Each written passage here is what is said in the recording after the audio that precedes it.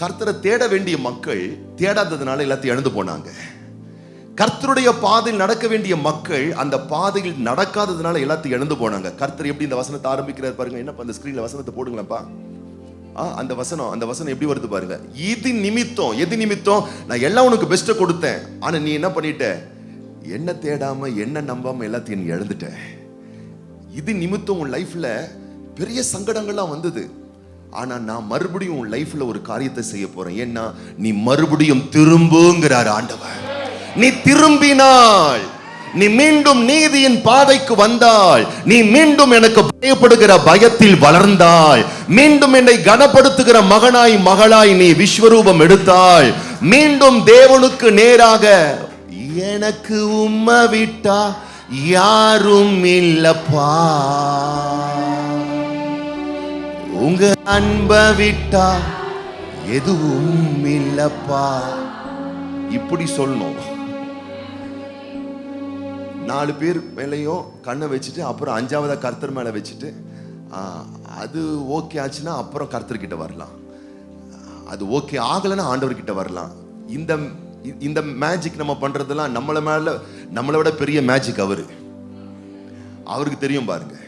இது என்ன முழுசா நம்பல, இது உறவை தான் நம்பிக்கிட்டு இருக்கு. இது என்ன பெருசா பெரிய மகிமைப்படுத்தல, இது வேற ஒண்ணு தான் நம்பிக்கிட்டு இருக்குன்னு யாருக்கு தெரியும்? பக்கத்துல பார்த்து சொல்லுங்க. உங்க கைத்தட்டல பார்த்து நானே பயந்துடுறேன், நானே நம்பிடுறேன், இவங்கள மாதிரி ஃபெய்த்தே. ஆனா உள்ளதான் இருக்கும் உண்மையா கடவுளுக்கு கொடுக்கிற அந்த மகிமை, அந்த பய பக்தி இருக்கான்னு. மனுஷன் பார்க்குற மாதிரி அவர் பார்க்கல பாருங்க. ஆற்றல் பார்க்கிறாரு, அந்த சக்தி பார்க்குது, அந்த ஆற்றல் பார்க்குது. 24 hours உங்களை தான் பார்த்துக்கிட்டு இருக்கு, வாட்ச் பண்ணிக்கிட்டு இருக்கு. அது பார்க்குற நேரத்தில் சின்னவங்களா பெரியவங்களான்னு பார்க்கல, கர்த்தருக்கு பயப்படுறவங்களா, கர்த்தரை உண்மையா அன்பு கூறுறவங்களா, கர்த்தரை உத்தமமா பின்பற்றவங்களா. அதான் ஆண்டவர் சொல்ற, நீ திரும்பினால் மீண்டும் அந்த ஒரு தேவ பயம் என்ற இடத்துக்கு நீ வந்தா, மீண்டும் முன்பு இருந்தது போல நீ என்னை மகிமைப்படுத்த ஆரம்பிச்சா, மீண்டும் என்னை நீ கனப்படுத்துற அந்த நிலைக்கு நீ வந்தா, நீ திரும்பினால் கர்த்தருடைய வாக்கு சொல்லுது, வார்த்தை சொல்லுது, நீ திரும்பினால் நான் உன்னை திரும்ப சீர்படுத்துவேன். ஆண்டவர் உனக்கு பெஸ்டா தர வேண்டும் என்று விருப்பப்படுறாரு. நீ பெறணும்னா நீ பெஸ்டா உன்னை கொடுத்து பாரு. இந்த மாசம் நம்ம எந்த அளவுக்கு அவருடைய வாழ்க்கையில நமக்கு எந்த அளவுக்கு முக்கியத்துவம் இருக்கோ, நான் சொல்றேன் அந்த அளவுக்கு முக்கியமானதை தேவன் நமக்கு தர வல்லவராக இருக்கிறார், நிறைவானதை செய்ய வல்லவராக இருக்கிறார். அதனாலதான் அவர் சொல்றாரு, வாசலே நின்னு தட்டிக்கிட்டு இருக்கேன், எல்லாம் வச்சு விருந்தையும் வச்சு தட்டிக்கிட்டு இருக்கேன், திறந்து மட்டும் பாரு, நான் உள்ள வந்து உன் வாழ்க்கையை கொண்டாட்டமா மாத்துறேங்கிறாரு. நிறைவா மாத்துறேன், பெட்டரா மாத்துறேன், அற்புதமா மாத்துறேன். நான் சொல்லுகிறேன் தேவ பிள்ளைகளே, இந்த நவம்பர் மாதம் இந்த காலையில இந்த வசனத்தை உங்களால் ரொம்ப சீரியஸா எடுத்துக்க முடிஞ்சா, இதுல நீங்க ரொம்ப மதிப்பளித்து இதை நீங்க சின்சியரா எடுத்துக்க முடிஞ்சா, தேவனுடைய வார்த்தை சீரியஸா உங்க லைஃப்ல வேலை பார்க்க ஆரம்பிக்கும்.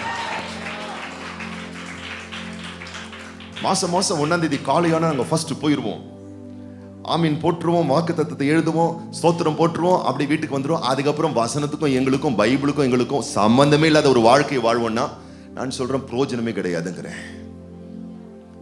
ஒரு உடலிலே ஒரு சுகவீனம் வந்து விட்டது, மருத்துவரை அணுகுகிறீர்கள், அப்பாயின்மெண்ட் வாங்குறீங்க, கியூல போய் உட்காடுறீங்க, பெஸ்ட் டாக்டர் தான், கைராசியான டாக்டர் தான், இவ்வளவு எஃபர்ட் எடுக்கிறீங்க, ஃபீஸ் பே பண்றீங்க. இப்ப டாக்டர் சொல்றாரு, நான் இந்த பிரிஸ்கிரிப்ஷன்ல இந்த மருந்தெல்லாம் எழுதி கொடுக்குறேன், இதெல்லாம் சாப்பிடுங்க பெட்டர் ஆயிடும் அப்படின்னு சொல்லிட்டு மருந்து சீட்டை கொடுக்குறாரு பாருங்க.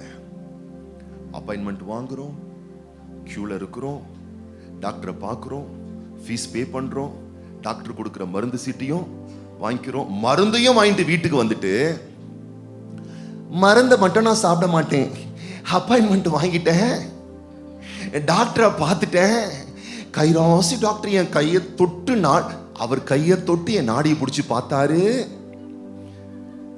மருந்தும் எழுதி கொடுத்தாரு, மருந்தும் வாங்கிட்டு வந்தேன், ஆனா சாப்பிடவே மாட்டேன்னா பக்கத்துல பார்த்து சொல்லுங்க, உங்களை மாறி ஒரு நல்ல மாறி.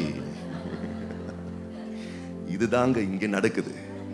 நம்ம என்ன சொல்றோம்னா, சர்ச்சுக்கு போவேன், வார்த்தையை கேட்பேன், நோட்ஸ் எல்லாம் எடுப்பேன், அப்படியே மூடி வச்சுட்டு அடுத்த வேலையை பார்ப்பேன். எப்படி வேலை பார்க்கும்? எத்தனை மாசம் மேட்டை தேய்ச்சாலும் சரி, பாய தேய்ச்சாலும் சரி, சேரை தேய்ச்சாலும் சேரெல்லாம் தேஞ்சு போய் கிடக்குது. அதான் மாத்திரான்ட்டு இருக்கும். சர்ச்சுக்குள்ள காலைல வரும்போதே சந்தோஷமா வருவாங்க. சேரை பார்த்து ஐயோ தேஞ்சு போச்சு ஆண்டவரே, ஒன்று இதுக்கெல்லாம் கவர் தேய்ச்சி போடணும், இல்லை சேரையை மாற்றணும் ஆண்டவரே. எத்தனை மாதிரி நம்ம தேய்ச்சி விட்டாலும் வாழ்க்கையில சிறந்தது வர போறது கிடையாது. டேடி காட் மிக தெளிவா போதிக்கிறாரு. நீ திரும்ப என்ன பரிசோதனை பண்ணி பாரு, என்னை டெஸ்ட் பண்ணி பாரு, என்னை கனப்படுத்தி பாரு, நான் உன்னை கனப்படுத்துறேனா இல்லையான்றத பாரு. நான் பெஸ்டா நான் உனக்கு கொடுக்கிறேனா இல்லையா என்பதை நீ பாரு. ஏன்னா அந்த ஆற்றலுக்கு ஒரு சட்டம் உண்டு, அந்த சக்திக்கு ஒரு சட்டம் உண்டு, அந்த மகத்துவமான வல்லமைக்கு ஒரு சட்டம் உண்டு. அது எல்லார் லைஃப்லயும் பலிப்பதல்ல. எபிரேயரின் புஸ்தகம் 11ஆம் அதிகாரத்தை வாசித்து பாருங்க. விசுவாசிக்கிறவர்கள் மேல் அது பரிபூர்ணமாய் பலிக்க ஆரம்பிக்கிறது.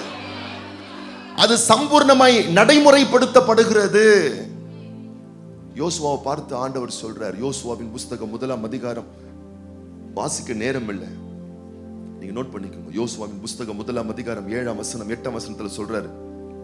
இங்க பாரு, யோசுவா நீ வாழ்ற நாட்கள்லாம் ஒத்த பயிலும் உனக்கு விரோதமா எழும்ப கூடாதுன்னா, நான் உன்னை விட்டு விலக கூடாது, உன்னை கைவிட கூடாதுன்னா, நீயும் உன் பிள்ளைகளும் உன் சந்ததியும் உன் வாழ்க்கையும் கானான் தேசத்துல செழிப்பான வாழ்க்கை வாழணும்னா, இந்த பிரமாணம், இந்த சட்டம், தேவன் சொல்ற இந்த வார்த்தையின்படி செய்ய ரொம்ப சீரியஸா இரு, கவனமா இரு, ரொம்ப இதுல கான்சென்ட்ரேட் பண்ணு, இத ரொம்ப ஒரு முக்கியமான ஒரு விஷயமா எடுத்துக்கோ.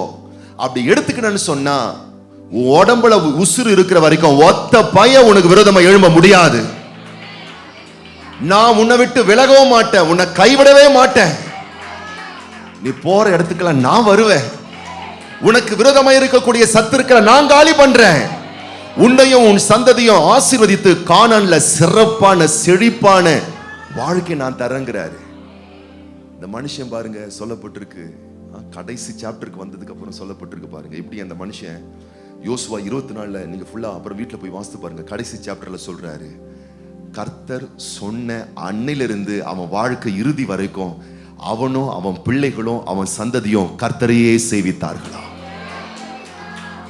சில பேர்லாம் அப்படியே ஸ்லோ டவுன் ஆயிட்டாங்க. ஆனா இவன் ரொம்ப ஸ்ட்ராங்கா பிடிச்சானா யோசுவா. என்னாச்சு?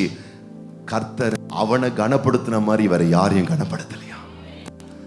ஏன்னா இவன் கர்த்தரை பிடிச்சான் பாருங்க. அதான் நான் சொல்றேன், அவரை நீங்க பிடிச்சிட்டீங்க, அவர் உங்களை பிடிச்சிட்டாருன்னா, நான் சொல்றேன் வேற எது உங்களை பிடிச்சாலும் பிரச்சனை இல்லை. சளி பிடிச்சிக்கிச்சு பிரச்சனை இல்லை, சனி பிடிச்சிக்கிச்சு அதுவும் பிரச்சனை இல்லை. ஏன்னா அதெல்லாம் ஓடி போயிரும் பாருங்க. ஏன்னா நீங்க பிடிக்க வேண்டியதை கரெக்டா பிடிச்சு வச்சிருக்கீங்க. நீங்க எடுக்க வேண்டியதை கரெக்டா எடுத்து வச்சதுனால விலக வேண்டியவைகள் நிச்சயமாகவே ஓடி போகும், விலகி போகும், அகன்று போகும். அப்ப வேத புஸ்தகமே என்ன? வேத புஸ்தகமே என்ன? சிறுமைப்பட்டவர்கள் வாழ்க்கை எப்படி பெற்றமா. எஸ்தரின் புஸ்தகமே என்ன? எஸ்தர் புஸ்தகத்தினுடைய அந்த எசன்ஸே என்ன, அந்த சாராம்சமே என்ன? அனாதை பெண், ஆரம்பமே அப்படிதான் வரும்.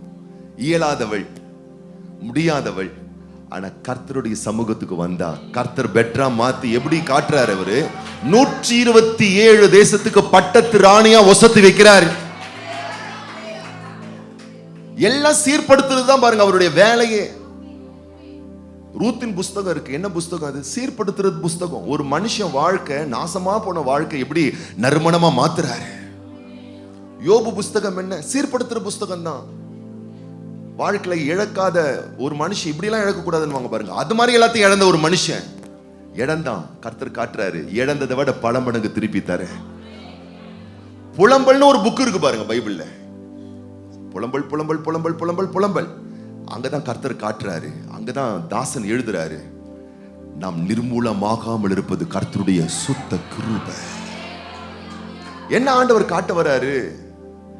நீ இழக்கலாம், நாசம் அடைஞ்சிருக்கலாம், உன்னை ஏமாத்தி இருக்கலாம், நீ பாதிக்கப்பட்டிருக்கலாம், உன்னுடைய பலவீனத்தை உணர்ந்து பலர் உன்னை மிஸ்யூஸ் பண்ணிருக்கலாம். பயப்படவே பயப்படாத, நீ திரும்பி வா என்கிட்ட. இவங்கெல்லாம் வந்தவர்கள். ரூத் ஆண்டவரிடத்தில் வந்தவள், எஸ்தர் தேவனிடத்தில் வந்தவள், யோபு, எத்தனை பேரை சொல்லணும், எல்லாம் வந்தாங்க. வந்த ஒருத்தரையும் ஆண்டவர் வெறுமையை அனுப்பல. வந்த அத்தனை பேரையும் அல்ல அல்ல குறையாத ஆசீர்வாதங்களால் நிறைச்சி அனுப்பினார். நான் சொல்றேன், இந்த மாசம் ஆசை நீங்கப்பா, என் தேவை நீங்கப்பா, என் சொந்த நீங்கப்பா, என் சொத்து நீங்கப்பா அப்படின்னு அவரை பிரதானப்படுத்தி எல்லாவற்றிலையும் அவருக்கு முதலிடம் நீங்கள் கொடுக்கும் போது நான் சொல்றேன் பாருங்களேன், இந்த மருந்து வேலை செய்யும். அப்பாயின்மெண்ட் டாக்டர் கிட்ட வாங்கினதுனால ஹீலிங் நடந்துராதுங்க. கிளினிக் போனா அப்படியே கியூ நிற்குது, கியூல நிக்கிறதுனாலும் கியூர் ஆக முடியாது. டாக்டர் அப்படியே முகமுகமா, அந்த டாக்டர் சும்மா ஜம்முன்னு இருந்தாரு, நானும் அவரை பார்த்தேன், அவரும் என்னை பார்த்தார். சுகலம் கிடைச்சிடாது, பார்த்துட்டு வரலாம் முறைச்சு முறைச்சு. அவர் என்னுடைய கையை பிடித்து நாடியை தொட்டு பார்த்தார், சுகலம் கிடைக்காது. மருந்து எழுதி அவர் கையால எழுதி என் கையில கொடுத்தாரு, சுகலம் கிடைக்காது. மருந்து கூட வாங்கிட்டு வந்தேன், சுகலம் கிடைக்காது. எப்ப கிடைக்கும்? சாப்பிட்டாதான் கிடைக்கும். வார்த்தையின்படி வாழ்ந்தாதான் நடக்கும். வார்த்தை எடுத்து உள்ள அனுமதிச்சாதான், மருந்த உள்ள அனுமதிச்சாதான் நடக்கும். வார்த்தையை நான் அலோ பண்றேன், வார்த்தையை நான் மதிக்கிறேன், அதன்படி செய்ய நான் ஒப்பு கொடுக்கிறேன்.